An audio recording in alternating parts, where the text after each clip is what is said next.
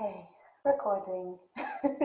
Excellent. Well, for those of you watching us, if you tried to join us on our Facebook Live, we had some issues with our technology, but we will work on that for our next session.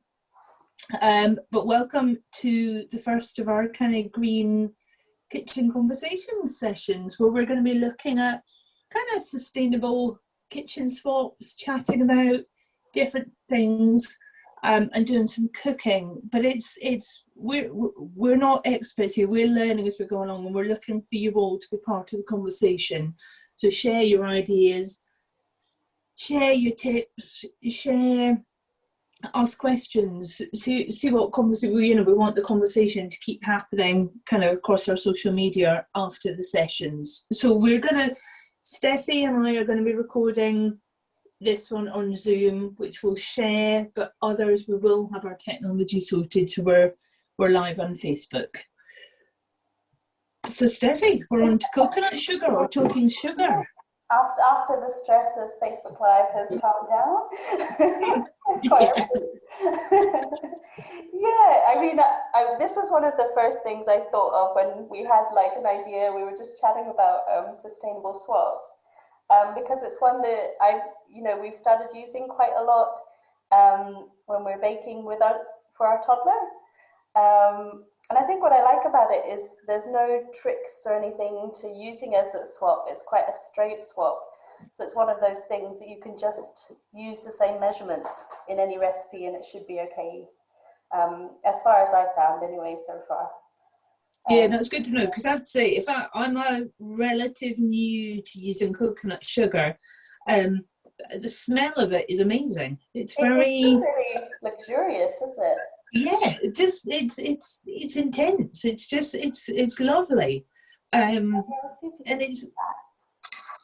And see the texture. It's sort of like brown sugar, but it's a bit looser, isn't it? Yeah. Yes. It's really nice though. So what made you first start to sort of make that swap to using it?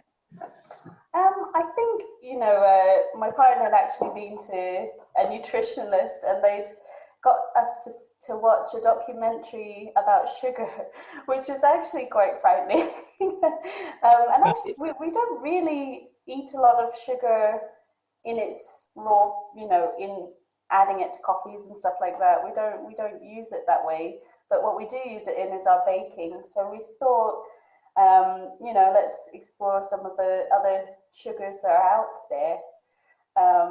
And this cropped up as one on the kind of recommended list of things to try. Obviously, you can also use, I like using honey and that kind of thing as well. But it's quite a different thing in baking, I think. For me, so the appeal again was just, it looks like the sugar, it acts in the same way as normal sugar that you use for baking.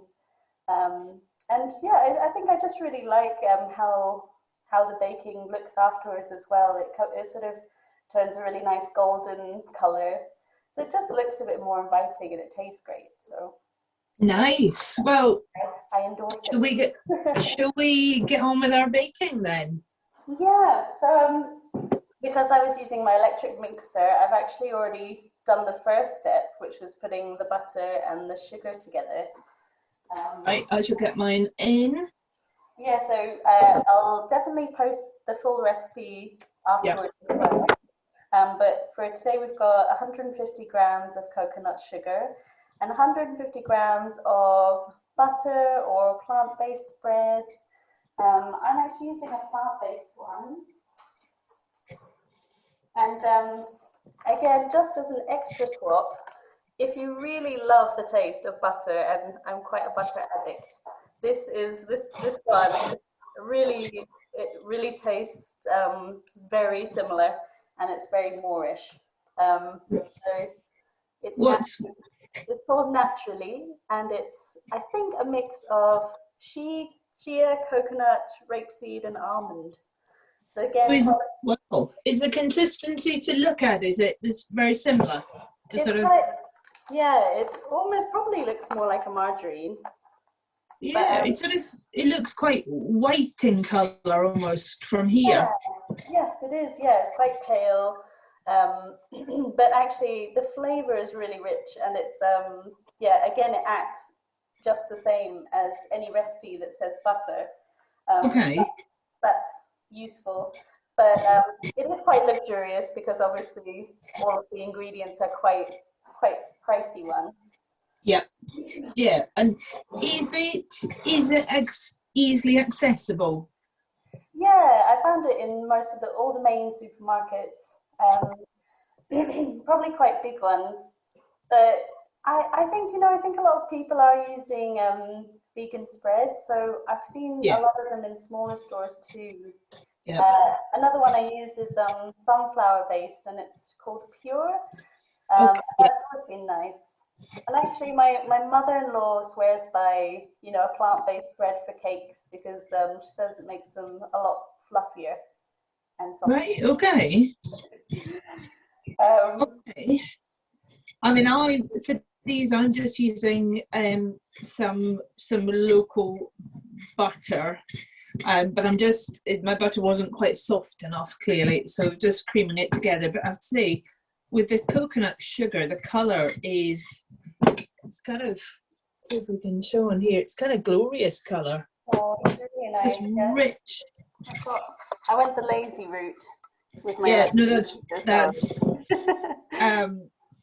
But yeah, it's really nice. It's almost like, it's like using brown sugar or something, isn't it? yeah, it's kind of, it's got a sort of caramelized look to it and smell to it. And I used to think that this stage was just about kind of, binding the fat and the sugar together. But I have come to learn that it is all about the air, really, isn't it? It's getting air into your butter before you add all the rest of the ingredients and getting nice fluffy cakes. I think I've always been a bit of a bish bash bosh baker, and finally trying to stop and learn a little bit of why, it is quite a science. What are those steps and why are you doing them rather than just going for it? What difference? I guess we need our ovens on, don't we?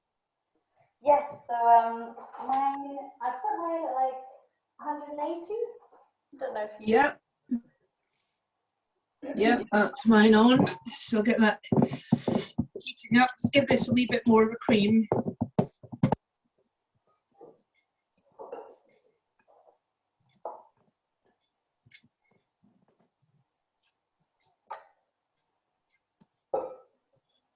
So I'm just looking at my fun facts about coconut sugar here while you're doing that. And just to, where does the coconut sugar, what part of the plant does it come from? And so it actually comes from the sap of the coconut tree. So it's not from the coconuts themselves, it's from sap.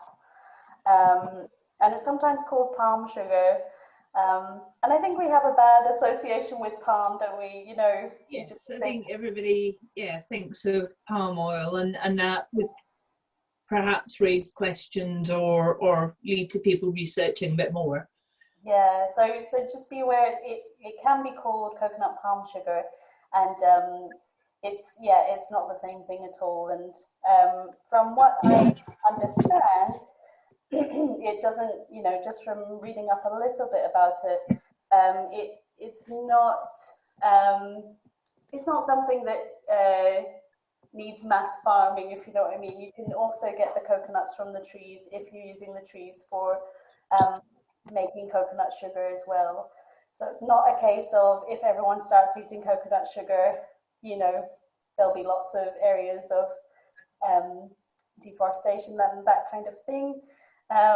It is a byproduct of coconuts, if you like. So that's another sustainable reason to choose it, I think. Yeah, no, that's good. And what about, having used it for a while, do you know much about kind of the health benefits, or is it sort of nutritionally probably not that much different to your normal sugar. Yeah, I mean, I think it is a sugar that is classed as refined, if I'm right in saying. Yeah. So it doesn't suit a diet if you're trying to cut out sugar, for example. It is a sugar. Um, Yeah. it's called a natural sugar, which always makes it sound a bit sort of healthier. Yeah. My understanding is that it's maybe just the processing and the ethical, ethical trading standards of it that are a bit better than a white sugar would be. Because obviously, I think white sugar goes through bleaching processes and Yes. a Yeah. Yeah. few more processes. I think that's the key. Whereas coconut sugar has less processing. It's sort of directly from the plant itself, and it's virtually ready to go. Yeah. Yeah. Yeah. I know. If anyone does know any more nutritional kind of properties, I think it's always quite a complex thing, isn't it, to suit different, to suit different people. And I never feel like I have huge confidence being able to talk about, um, in-depth nutritional benefits because I guess the message is to reduce our sugar, really. Yes. Yeah. And I guess that's reducing whatever sugar you're using. Yeah. So But it would, yeah. it would be really interesting to learn some more about sort of the nutritional impacts it has, or to just get some. Yeah, so it would be really good if we can get, if anybody has some knowledge around that area to share with us. I think what I would say though is with, say, this recipe, by putting, we're going to be putting seasonal fruit, baking it on top. By doing that, you're sort of taking away the need for icing, for Yeah. example. And because the Yeah. flavor is so good, you don't really need too much on top of it. So you're sort of saving a bit there. Yeah. And if No, anyone's experimenting, maybe they could try without, I've just taken a simple, your usual kind of sponge recipe, but I'm sure you could just omit a bit of sugar and see, every little bit taken away helps. So, yeah, or reducing it, sort of reducing it by a third and seeing what that does. That's one of the beauties of baking. You can do a bit of experimenting and trial and error with different ingredients or slightly different amounts and see what happens. yeah, I have to say that's again when we're cooking with a toddler, that's what we end up doing. You end up just kind of spooning out a few a few bits of sugar from the fork biscuits that we usually make. Yeah. And yes, sometimes you end up with a bit of a more scone-like biscuit, but Yeah. but they see biscuit and they enjoy it. So Exactly. Just it's how you market it to them. yeah. And that works. Right, what's our next steps now? I've got those creamed together. So next we've got you should have 2 free-range eggs. Yep. So we just add one at a time. Yep. And beat it into our sugar and butter. I usually just end up plonking them in, but I'll obey the process. Yep.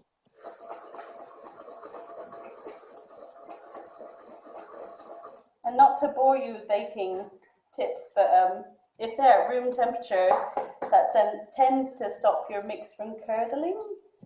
So that's maybe, if you ever see the mask for room temperature eggs, that's why, I think. I think that's a good tip. Because often there's a lot of discussion about where people keep their eggs. Is it in the fridge? Is it not? Yeah. I know, to be honest, I keep mine in the fridge out of habit, but to be honest, I guess anywhere with a constant temperature, or I'm never sure if that was all a myth that we're meant to forget, during egg scandals or whatnot. But I think they're safer than you think. Yes. And then I'm also going to add in my vanilla essence. Yep. And that's a teaspoon, isn't it? Yeah, so I'm trying to you can use the liquid, or I'm trying to use this kind of paste, but it's right at the bottom. Because I love vanilla. Yes, yeah, I put it in lots of different things. Yeah. I think that's about it. Oh, just smells lovely. I know, it's so nice. And this is before we've even got anything cooking.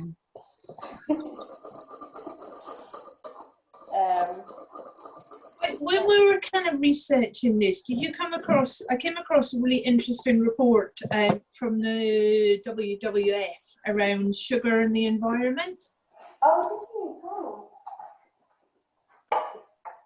I didn't, what did it, I don't think I saw that one. No, it was kind of looking at the impacts of sugar, and you know, they're talking about at least 145 million tons of sugar being produced each year, and that consumption is going up by about 2 million tons every year. And it gives you a sense of almost the enormousness of what's being produced and the impact it's having. And you know, this is one report, and I think there's lots of information out there for people to learn more, but they were sort of looking at the loss of natural habitats, the intensive use of water, of kind of agrochemicals, of kind of pollution runoff from various stages of it. And I found it really interesting and making me think about what sugar I'm using and where I source it from. Yeah. So it's quite detailed. It's 36 pages, so there's a lot of information, a lot of scientific information there. But it just, for me, it kind of helped highlight a need to really think about where I'm sourcing my sugar from, you know. And so it made me just really keen to do today in terms of trying the coconut sugar and trying it out with my 6-year-old. Because, you know, is she in danger of going, I don't like coconut, so I'm not going to eat it. But if it's just, here's a raspberry muffin. Yeah.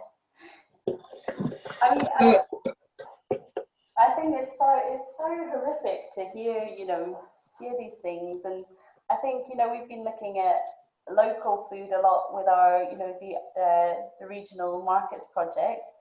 And it strikes me, how many staples in our kitchen cupboards aren't able to grow in this country or aren't from this country.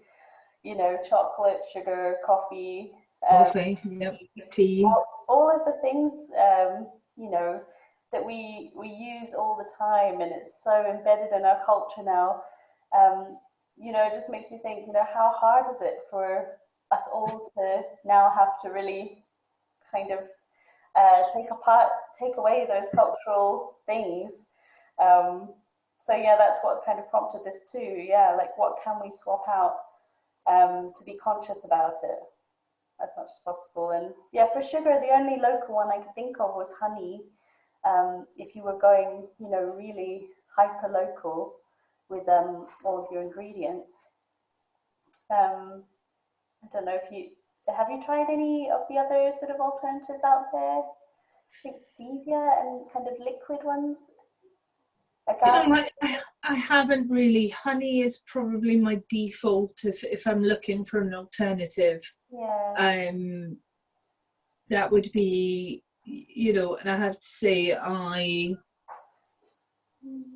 I've become a big convert to the Edinburgh Honey Company. So. Oh yeah, that's so lovely. I've got some of the honey here. Yeah, I have my honey delivered to me on a regular basis now. Isn't it? So beautiful. Oh, that's lovely to hear.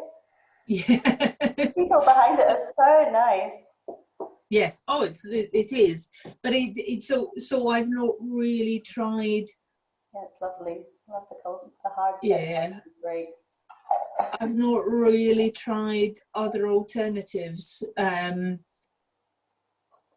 So it's something I'd be keen to do. So what's our next baking stage? We're adding, is it adding our flour? Just to get them in the oven, yeah, it's our flour and baking powder. We just put those in. So it's 150 grams of self-raising and half a teaspoon of baking powder. Yeah. Get this off.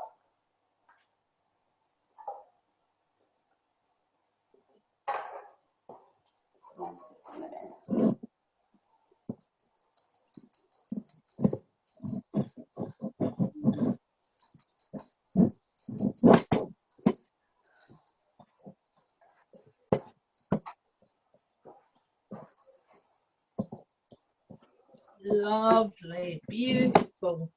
And then what were you putting on top of your cupcakes today, Vicky? I have some raspberries I'm going to put on top. Oh, lovely. So that's, but I love the fact that basically you can use all sorts of different fruits. So it's using what's available seasonally, what's local to you, and every time you make them, they could be different. Yeah, I think that's really nice too. Yeah, I think it's really pretty, when they come out the oven as well. Yes. I managed to get a couple of sticks of rhubarb from the neighbour's garden. But I didn't want to go OTT because I hadn't quite asked them yet. So I want to keep a good relationship with my neighbours. So I just took a little bit. I've got a couple of strawberries. I can maybe do rhubarb and strawberry. Sounds quite nice. Yeah, no, lovely. I'm a big fan of a recipe. You can use lots of different things with it, and make it different every time. Yeah. I think that's it. So yeah, the mix is looking like almost like my mum's Christmas cake mix, that kind of Oh yes, color. yeah. Yeah, it's lovely. It smells Yeah. So I did do this last time and I managed to get 12 little cupcakes, but Yeah. So how much would you put into one? About a spoon, and I'm using cases, but you don't have to use cases. Yeah. Have a nifty tray. I'm going to try like a kind of regular dessert spoon. Yeah, that's kind of what I'm going for in terms of. We'll see how many we get here.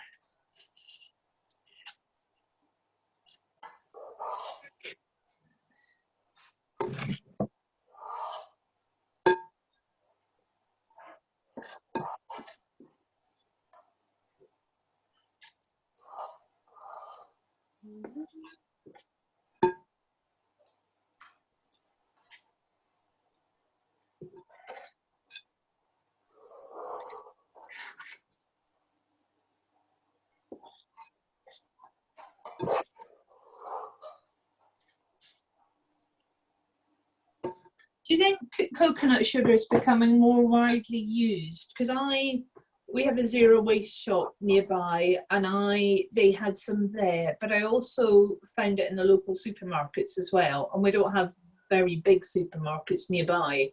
So I just, maybe I'd not been looking before, but I was just almost surprised to see how easily available it was. Yeah, I was going to ask you how you managed to get on. Yeah, I think I was really surprised because I think I found some at Lidl. Yeah. And I think it is. Yeah, I think alternative sugars are a bit more popular. And it wasn't too expensive either, which is nice. Yeah.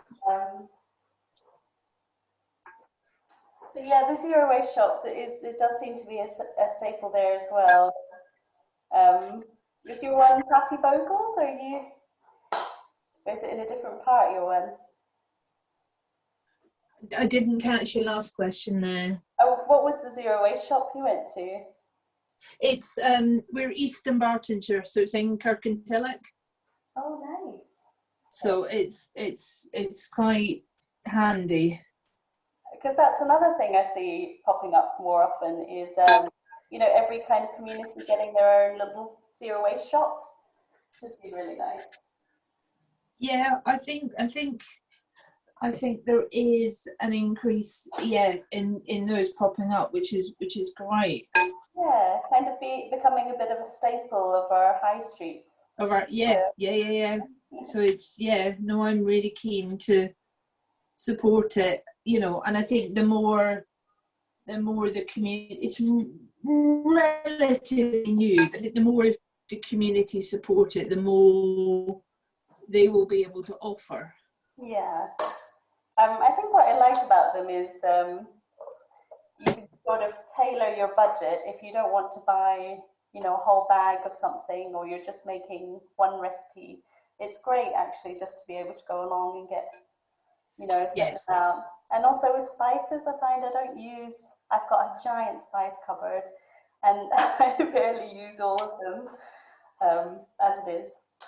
So it's quite nice to get it in there. Yeah, I love going to get spices because you can just get the amount you need, and that could be quite a lot if it's one you use regularly, and just refill your jars.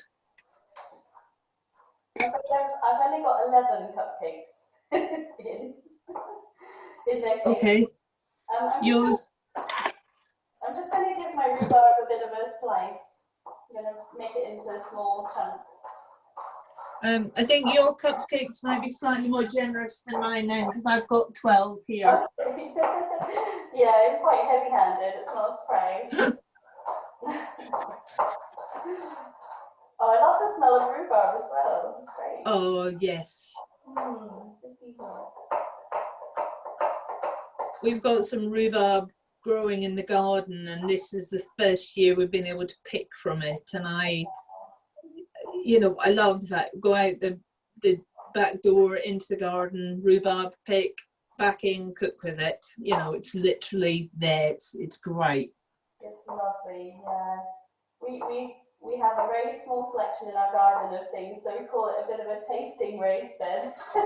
I'm not going to start any farm yet, but it's really lovely just to go down for a herb, a little handful of spinach, just bits and bobs. Yes. But yeah, so I've just chopped my rhubarb into kind of smaller pieces so that it does cook. And I'm just going to pop a little bit on each muffin. Yeah, just squish it on top. Yeah. I hope for the best. I guess it's different every time you make these, but that's part of the fun. That is part of the fun.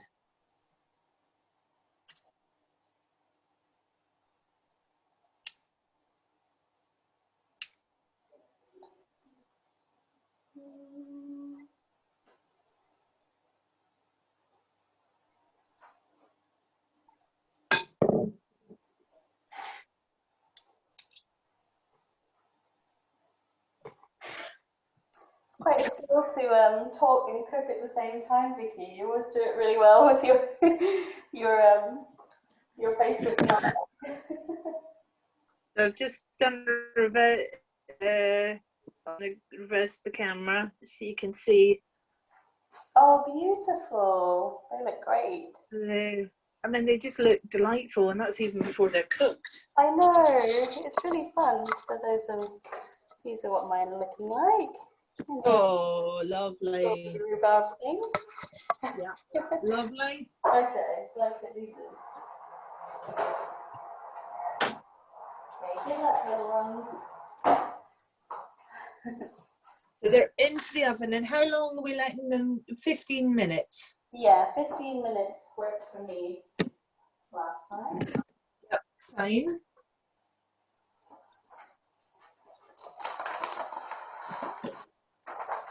I'm just gonna put a timer on.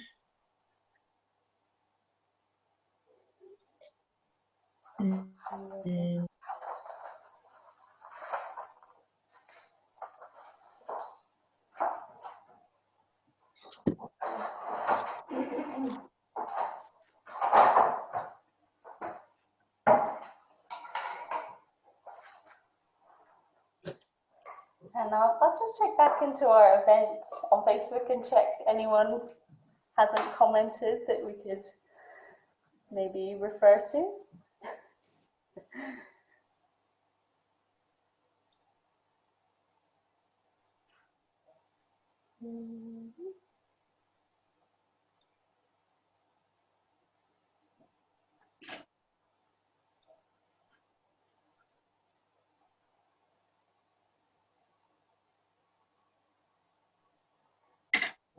Oh no, we're all good.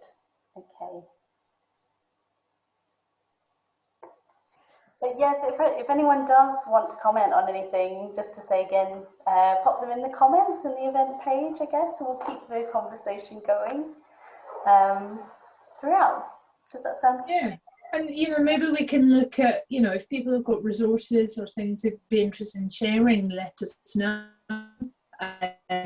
It's just always good to have things that will kind of stimulate discussion, get people thinking, challenge us. It's all really useful to get us thinking about our food and the impact on the environment and what swaps we could be making at home. Yeah, and I'm not sure if we've mentioned to you already, but we're part of the Climate Kitchen and Garden team that are working in Falkirk, and this is a project funded by the Climate Challenge Fund.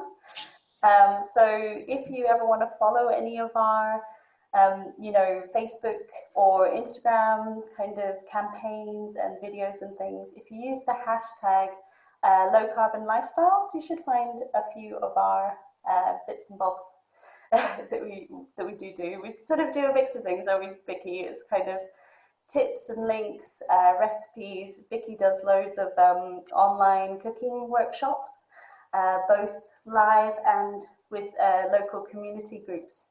So yeah, we're always interested in working with people, I guess is the message. Yeah, we've also got the growing side of things. We're also looking at, we have growing workshops that run, and we're hoping to produce some growing resources and films that will sort of be available soon. So lots of different opportunities to engage with us on a range of different things around low carbon lifestyles, food, growing, Yeah. Get involved, join the conversations. If you're interested in bread, we've got the new Facebook group that's started. Is that right, Vicky? And, yep. Our bread club. our bread club, which is going to run the last Monday of every month, called Crust for Life. And that's an opportunity to kind of get together and make some bread. At the moment, it's on Zoom. Hopefully that will change one of these days. But it's getting together to try different breads, cook together. It's about social bread making, social on Zoom for now, but getting together to learn some new bread skills in a kind of social event. Yeah, I think a lot of us have all been a bit more adventurous trying a hand at bread this past year. And yeah, I've tried a few things. Usually my bread is quite dense, I would say. But yeah, still persevering and trying. And I know you've been working on pilot sort of training as well. Yeah. And part of the bread club is to just encourage us all to have a go and try some different stuff. If we can,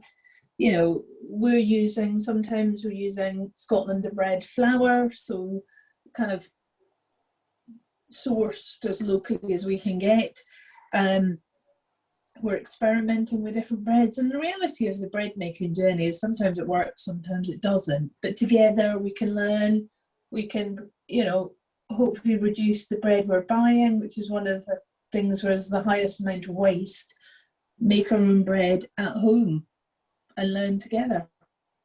Yeah, because it's very therapeutic to make bread, isn't it? The kneading process and having to be patient and wait for proving and stuff. Actually, I find it's almost like a mindful exercise, having to concentrate, not think about anything else. And then at the end of it, one of my favorite foods is like a fresh slice, a warm piece of bread and butter. It's like such a delicious treat. I guess bread's another one of those things that has become a bit over processed as well. Yes. it helps you show, what actually should be in bread, and why do you have so many ingredients on the back of your bread packets that you're buying. Yes, yes, because the reality is there's very little goes into bread. And if we can learn those skills and take it back, we'll actually know what's going into our food, know where ingredients have come from, and we've made it there, So yeah, that's one of our projects. But we will be doing some of our green kitchen conversations every 2 weeks. So the next one will be the 2nd of June. 2nd of June, that's well done, Steph, we'll be on with the dates. We will be looking at kind of plant-based milks and making some oat milk. And, coming up over the next few weeks, we're going to look at oils, we're going to look at cordials, we're going to look at increasing the veggies we use, we're going to look at preserving. So watch out for those sessions. We will get our technology mastered, but they're all sessions that are open for you to come and join us, cook along, but be part of the conversation. Yeah, and please share, if you do go off and try anything, please share it with us, because it's lovely to see if someone's baked from, the recipe that you've been doing, or if you've used coconut sugar at all that's worked for you. Yeah, please send them all in. We're really happy to share them and just even see them. Yep, very much so. At halfway, I resist the temptation to open the oven door. Peek. I'm just looking at more of my notes about coconut sugar. And not just to read off the sheet, but I just want to make sure I'm not giving any false information from my memory. But coconut palm trees they're an abundant crop, so throughout the world they grow in abundance. And a lot of them aren't being used for sap or coconuts yet. So that's part of what also makes them quite a sustainable choice, is that they're plentiful, and obviously taking the sap from the flowers, it doesn't kill the tree, so it will still produce more flowers.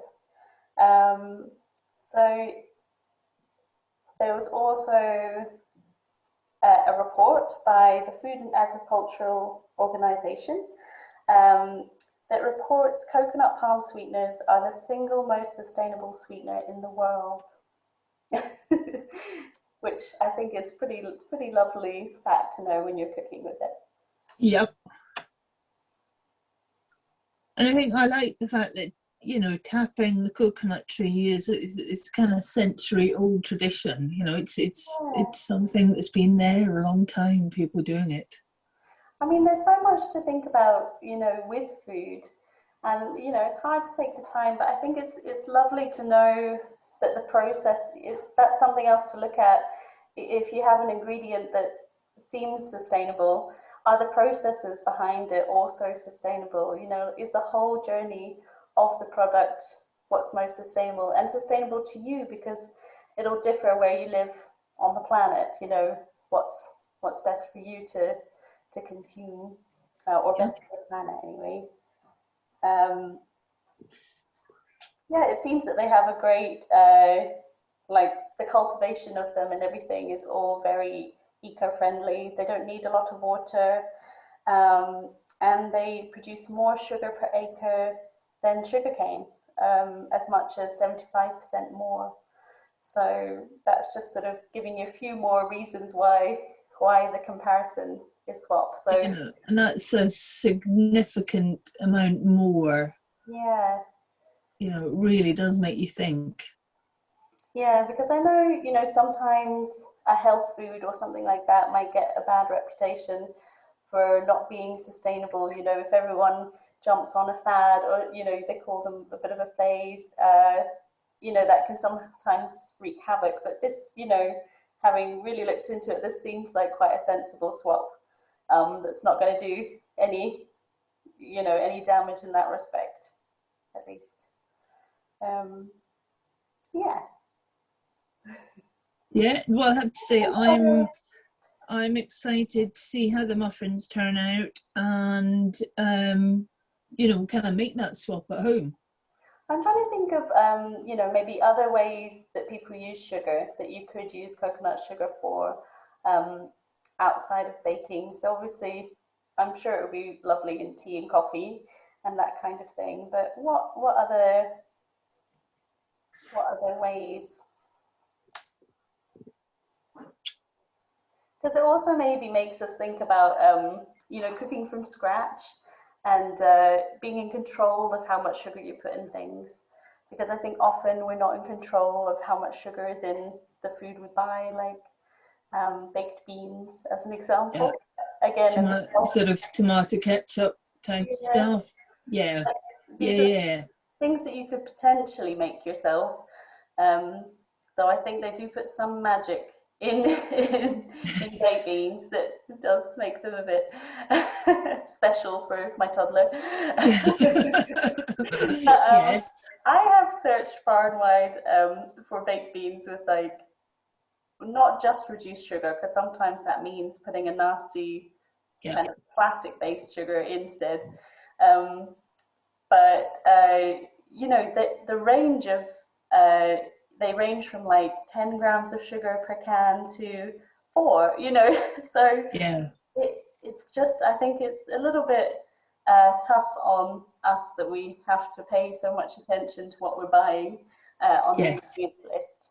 I don't think the onus should all be on us, but if you want to take control right now, cooking from scratch seems to be Is right. yeah. So do you do your own beans sometimes? Yeah, I do. Yeah, I used to work in a Greek restaurant, and my friend taught me the recipe for like giant butter beans in a tomatoey sauce. So that's usually what I would make. It's very similar. I suppose, you know, if you blended up all of the vegetables that go in it, it would resemble a baked bean texture. Yeah. Yeah, yeah, yeah. No. I've tried different ones of making them at home because I do like to be in control of kind of what's going in it. You know, I Yeah, want to know what's in it. yeah, absolutely. Yeah. But I was trying to think what other ways do we use sugar? I think it is, the sugar that I put into things, I think is only through the baking. Hmm. Yeah, I know. I think on a personal, baking and biscuits is what Yep. we consume here a lot. Um, Pancakes, Yep.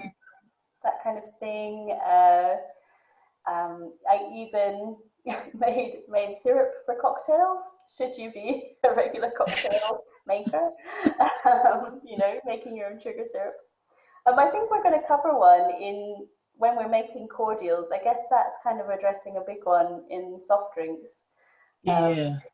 so hopefully, you know, by just naturally by adding water to a cordial rather than buying a soft drink, um, that again could be a way to control the amount of sugar going in.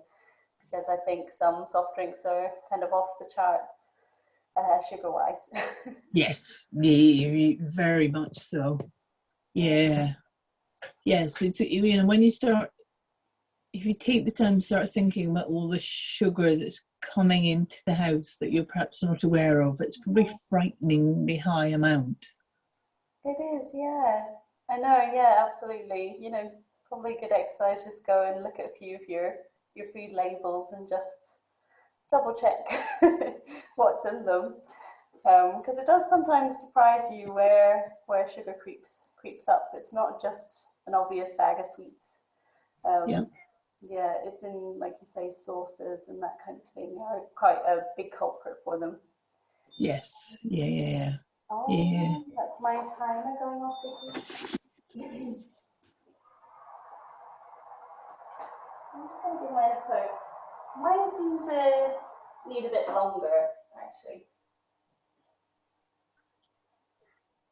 I'm going to give mine another 5 minutes, I think.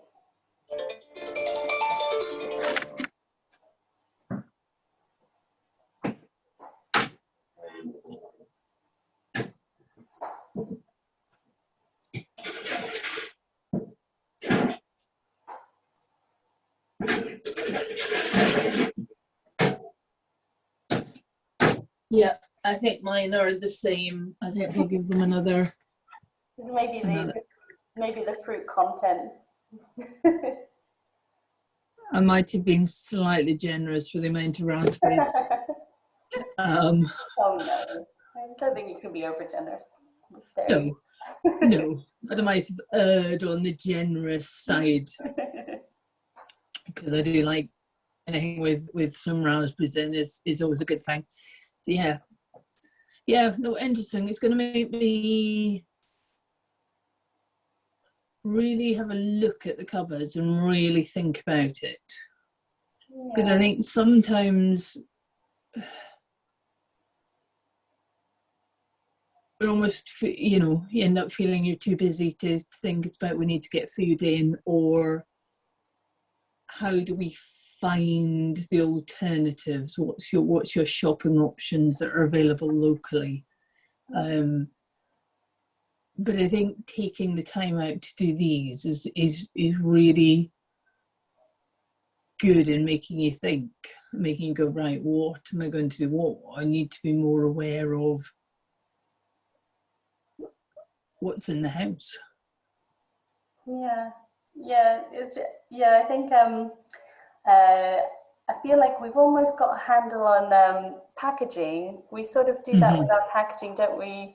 Because there's been quite a good campaign for that. So I feel like a lot of us do sort of scan the house and kind of see where we can reduce packaging quite readily. Yes. But yeah, this is just another sugar is one of those things that could do with an audit, just because it does impact us so much, and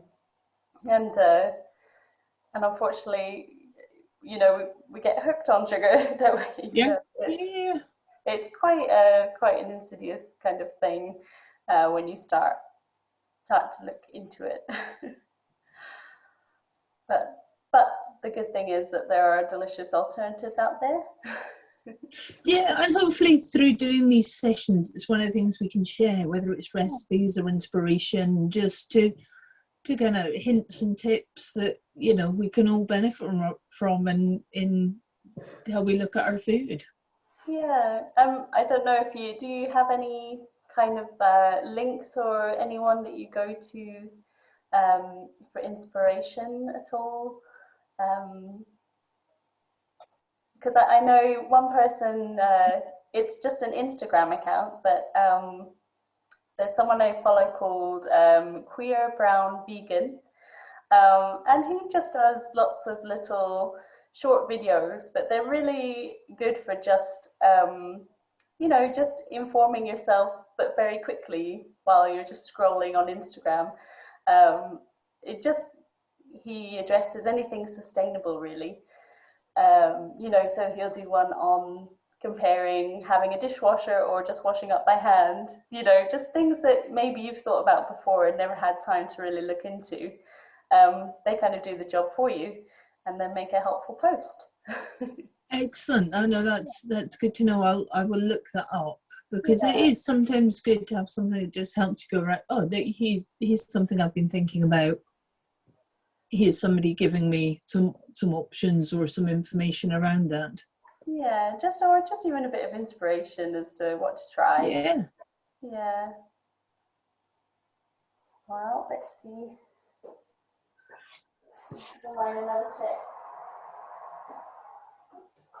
Quite impatient. Looking forward to a cup of tea and a cake. Yes. So I can recommend putting some Greek yogurt or some kind of natural yogurt with the cupcakes. It's quite a nice accompaniment. Nice. Yeah. Okay. Yes. Yeah. No, that's that would be delicious. To do that, but I might want to try one fairly soon after they come out the oven. Yeah. I know, I'm a bit like that too.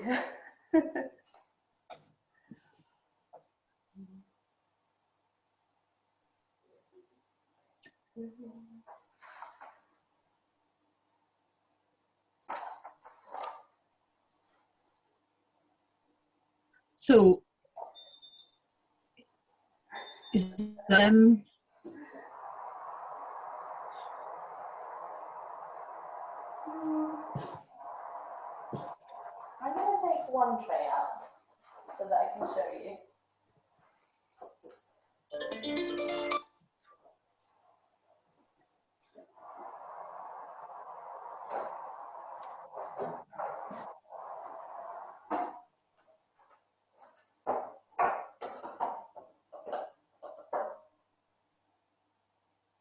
Yeah, so these ones are ready for me.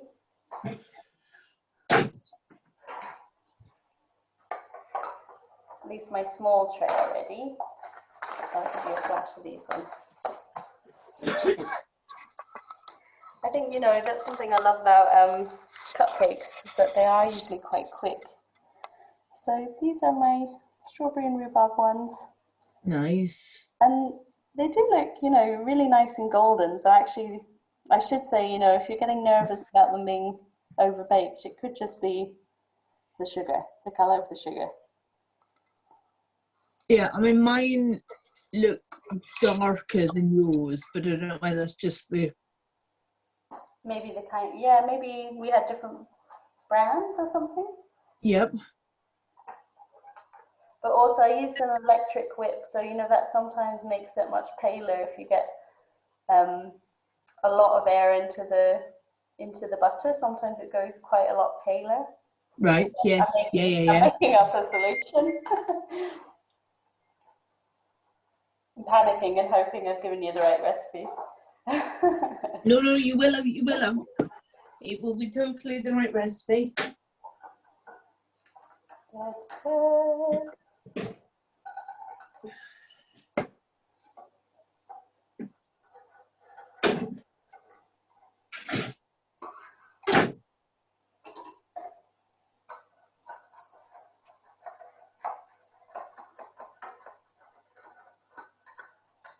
Now mine appear to have sunk slightly. This could be the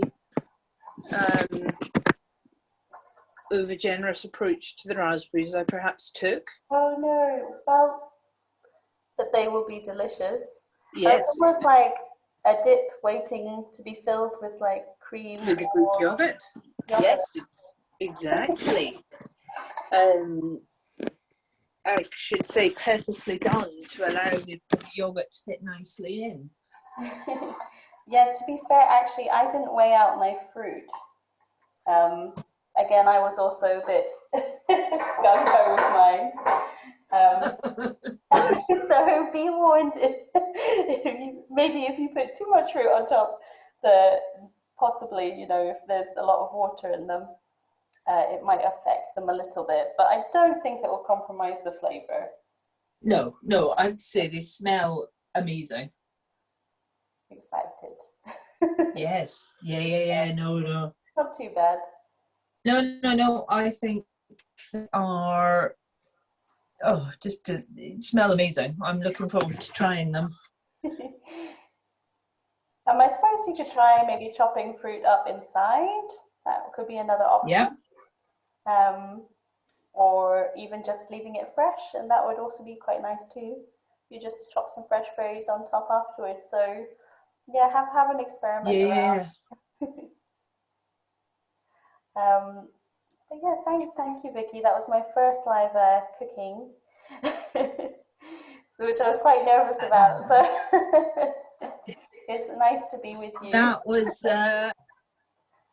it was lovely. It's nice to cook together and just be able to chat and raise questions and you know makes us all think a bit, which is good. Yeah, absolutely. So for the next one, hopefully we will be live with you all. We'll practice in between and get our technology up and running. Yes, very much so. Okay, I'm going to say goodbye and stop recording now. Yep. Bye. Thank you. Bye.